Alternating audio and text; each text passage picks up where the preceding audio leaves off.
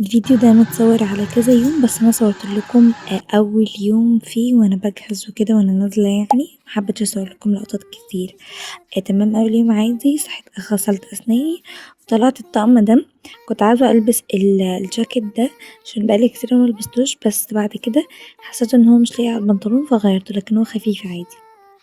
سرحت شعري، وكمان اهم حاجه الصن بلوك، بالذات لو هتنزلوا الصبح وفي الصيف فلازم تحطوا منه كتير. انا حطيت بكميه حلوه شويه عشان انا كنت عارفه ان انا هلف، يعني عشان اشوف شنطه وكده، فحطيت صن بلوك على وشي وعلى رقبتي وعلى ايدي. تمام، علشان كلهم يبقوا نفس الدرجه، يعني مفيش حاجه تغمق فيهم.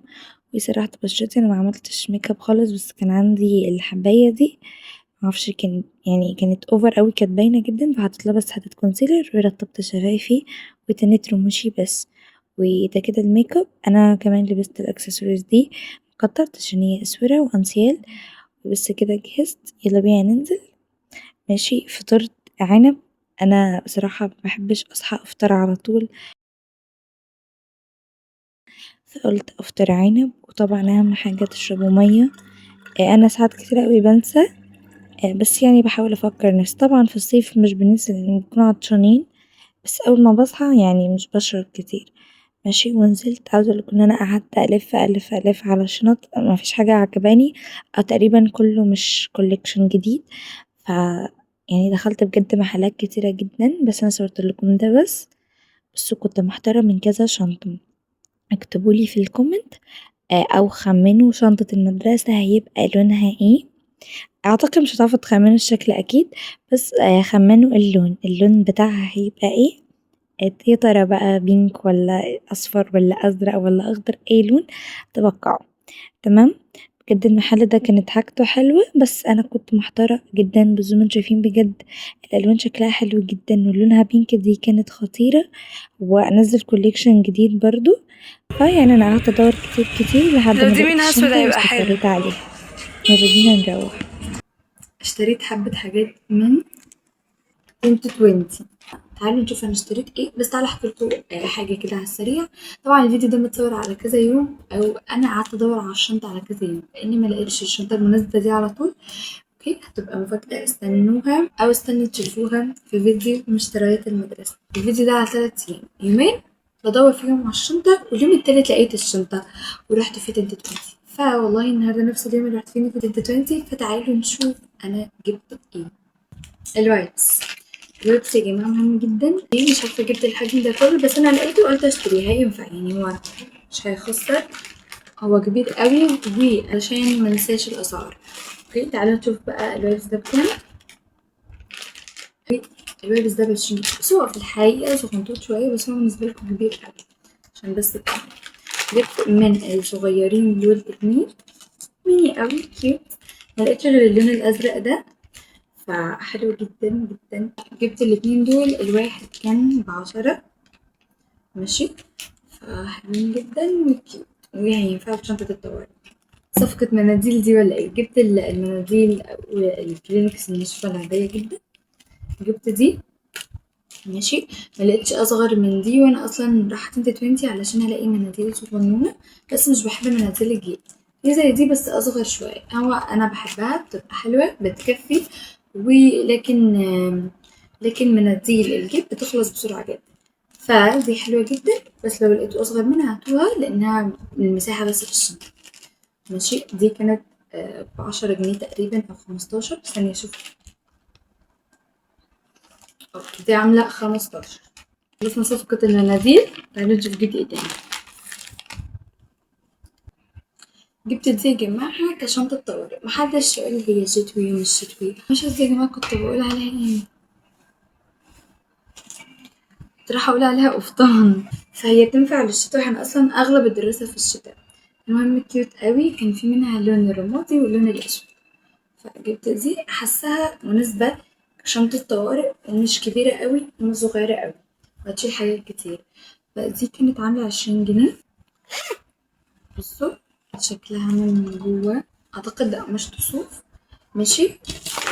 جبت بعد كده مشط خشب، وانا دايما بدور على مشط خشب، انا كان معايا مشط خشب كتير بس بيقطعوا شعري، فما بقيتش احبهم، مش بستخدمهم. فلقيت ده حلو فقلت اجيبه اجرب. الشتا الخفيف بجد مفيدة جدا بس بعد الشاور لان البلاستيك بيقطع الشعر جدا. هو ده ماشي.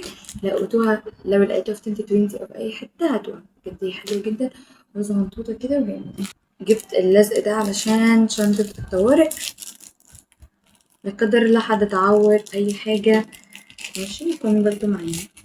دي كانت سعرها ب20 جنيه. في كمية حلوة يعني، في من اللي هو اللزق المدور ده وفي العادي الطويل ماشي. الفيديو ده متصور اللي هو النهاردة يعني يوم 6/8. سمعت بجد ان في ناس بدأت دروس، ازاي ولا هتبدأوا دروس حتى الاسبوع ده؟ انتوا مستوعبين بجد ان احنا اصلا ما كملناش بتاع 4 شهور، 3 شهور كاملين اجازة، ما لحقناش نستمتع بالاجازة، ما لحقناش.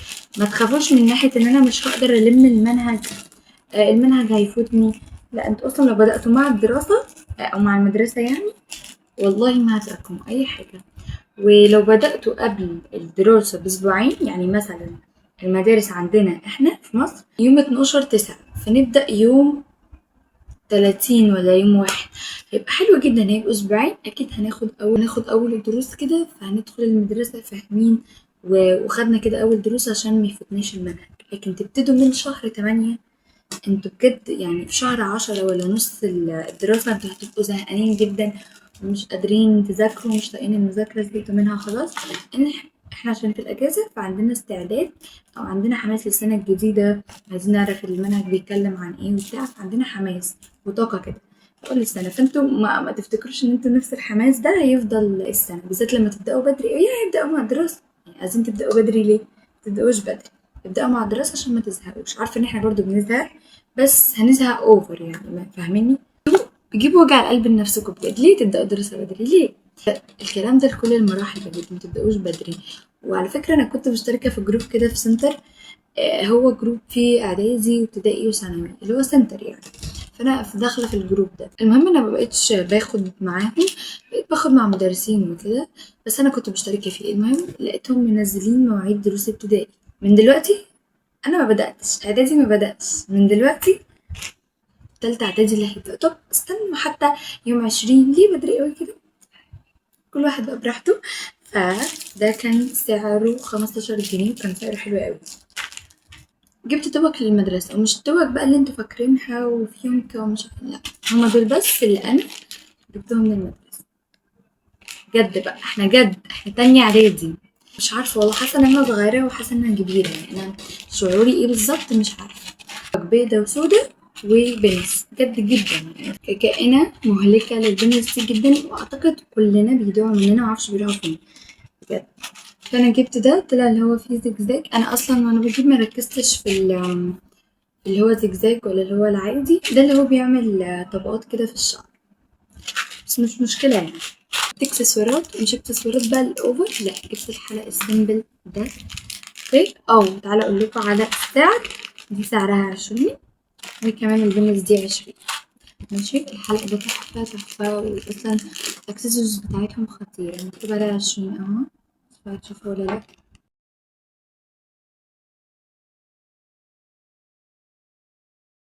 مسمسم يا جماعة مسمسم. ده شكله خطير جدا، قلت لكم ان هو ب20. جبت ده يا جماعة. لو لاحظتوا ان انا عندي خرم تاني هنا وما بلبسش في حلقان لان كل حلقانة عندي كبيرة. بصوا بجد الخرم فين، فلو حطيت حلق كبير هيتشرم بجد، هيبقى شكله وحش جدا. فجبت الحلقان الصغنطوطة الكيوت دي، كانت بجد تحفة. الباكت دي كلها ب20.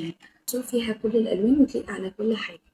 في الاحمر وفي من الاحمر يعني كذا واحدة 4 تقريبا، واسود وجولد. ودي اهم حاجة لان عندي كل الحلقين جولد زي ما انتم شايفين. وفي كمان السيلفر وفي الاخضر، مكترين جدا من السيلفر. جبت دول يا جماعة بجد، انا ده ما قدرتش اقاوم وفتحته من غيركم. ده ايه؟ بص مكتوب عليه كوكيز، ده من شكله.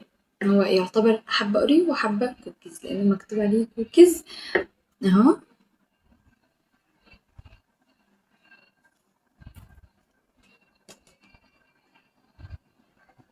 مكتوب كوكيز. ده ايه يا جماعة؟ نفتح مع بعض. ايه العسل ده؟ هوريكم البيجمنت بتاعته حلوة قوي. بصوا قدامك ازاي بسرعة، فعجبني جدا بجد. انا جربته هناك حلو قوي. هما كانوا مخلين واحد مفتوح كتست، بس عجبني جدا وما قدرتش بجد ان ما افتحوش لما اروح، فحطيت منه. بصوا اصلا بيدي جلو للبشرة ازاي، وانا حاطة منه حاجة بسيطة جدا ب20 جنيه. تخيل جبت الليبستيك ده، بصراحة مش عارفة هو حلو ولا لأ. بالذات الميك اب لازم يجيب اصلا لانها حاجات تتحط على البشرة. الادوات دي للضوافر، فده كان ب20. اخر حاجة بجد عشان فرهدت خالص النهاردة كله، كنت بجد بلف على شنطة، بص هتبين على شكلي مفرهدة جدا. جبت ده برفيوم كده للجيب. هو مش برفيوم، هو زي بادي سبلاش كده صغنون خالص للجيب. وده بالتشيز كيك كان ب20 برضو، فهو للجيب. واخيرا وليس اخيرا، واخيرا مش مقاسات كتيرة. انا لقيت المقاس ده والمقاس الكبير، فانا عندي الكبير فقلت اجيب دي خمنوا شنطة المدرسة يا ترى هيكون لونها ايه، وانا اخترت انهي واحدة. واستنوني في فيديو جديد، وبحبكم جدا جدا جدا. عارفة اني اتأخرت عليكم بس جدا الفترة دي مشغولة بتقديم المدرسة، ولحد الآن أنا مش عارفة أنا هقدم فيها ولا لأ. لسه مستنية يوم 15 في الشهر. ف فادعولي يعني المهم.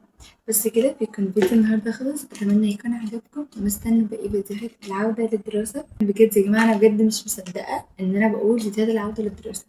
لسه بقول لكم تعالوا روتين اول يوم اجازة مع بعض، مش مشكلة الحمد لله.